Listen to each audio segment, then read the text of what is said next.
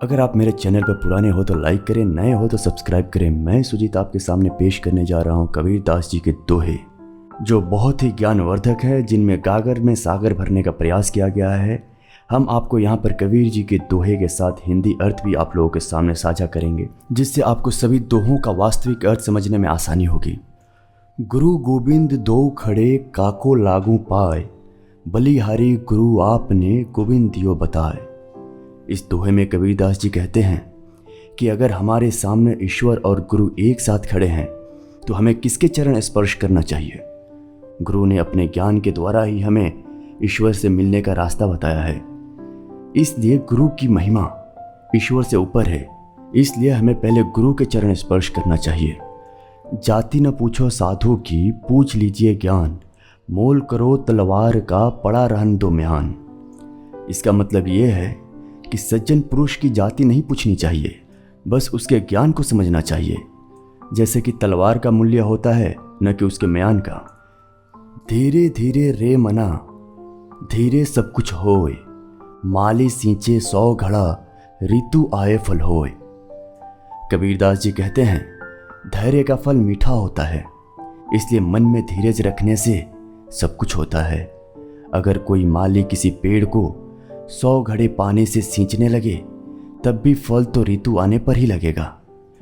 तिनका कभू न नींदिए, जो पावन तर होए, कभू उड़ी आखिन पड़े, तो पीर घनेरी होए।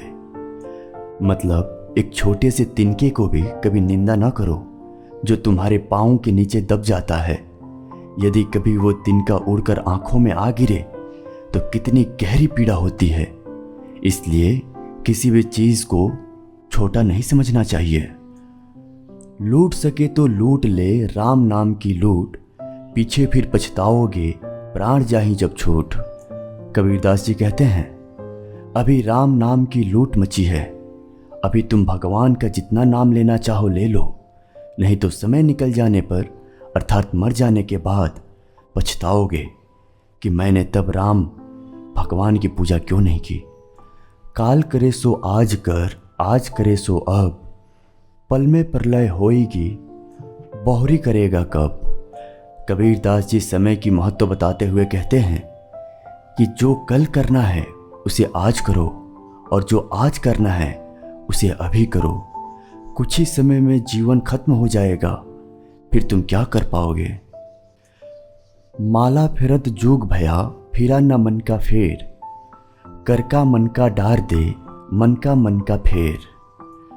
कोई व्यक्ति लंबे समय तक हाथ में लेकर मोती की माला तो घुमाता है, पर उसके मन का भाव नहीं बदलता, उसके मन की हलचल शांत नहीं होती।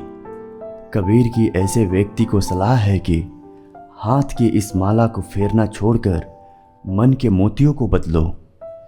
जिन खोजा तिन पाया, गहरे पानी पैठ, मैं बपूरा बूढ़न डरा, रहा किनारे बैठ। जो प्रयत्न करते हैं वे कुछ न कुछ वैसे ही पा ही लेते हैं, जैसे कोई मेहनत करने वाला गोताखोर गहरे पानी में जाता है और कुछ लेकर आता है। लेकिन कुछ बेचारे लोग ऐसे भी होते हैं जो डूबने के भय से किनारे पर ही बैठे रह जाते हैं और कुछ नहीं कर पाते। साई इतना दीजिए, जामे कुटुंब समाए, मैं भी भूखा ना रहूं, साधु न भूखा जाए। कबीरदास जी कहते हैं कि परमात्मा तुम मुझे इतना दो कि जिसमें बस मेरा गुजारा चल जाए, मैं खुद भी अपना पेट पाल सकूं और आने वाले मेहमानों को भी भोजन करा सकूं। दुख में सुमिरन सब करे, सुख में करे न कोई, जो सुख में सुमिरन करे, दुख काहे को होय। कबीरदास जी कहते हैं कि दुख के समय सभी भगवान को याद करते हैं, पर सुख में कोई नहीं कहता। यदि सुख में भी भगवान को याद किया जाए तो दुख हो ही क्यों। अति का भला न बोलना, अति की भली न चूप, अति का भला न बरसना, अति की भली न धूप। न तो अधिक बोलना अच्छा होता है और न ही ज़रूरत से ज़्यादा चुप रहना ही ठीक होता है। जैसे बहुत अधिक वर्षा भी अच्छी नहीं और बहुत अधिक धूप भी अच्छी नहीं है। पति बरता मैली भली, गले कांच की पोत, सब सखिया में यो दीपै ज्यों सूरज की जोत। पवित्र स्त्री यदि तन से मैली भी हो तो अच्छी है, चाहे उसके गले में केवल कांच के मोती की माला ही क्यों ना हो, फिर भी वो अपनी सखियों के बीच सूर्य के तेज के समान चमकती है। बुरा जो देखन मैं चला, बुरा न मिलिया कोई, जो दिल खोजा आपना, मुझसे बुरा न कोई। जब मैं इस संसार में बुराई खोजने चला तो मुझे कोई बुरा न मिला।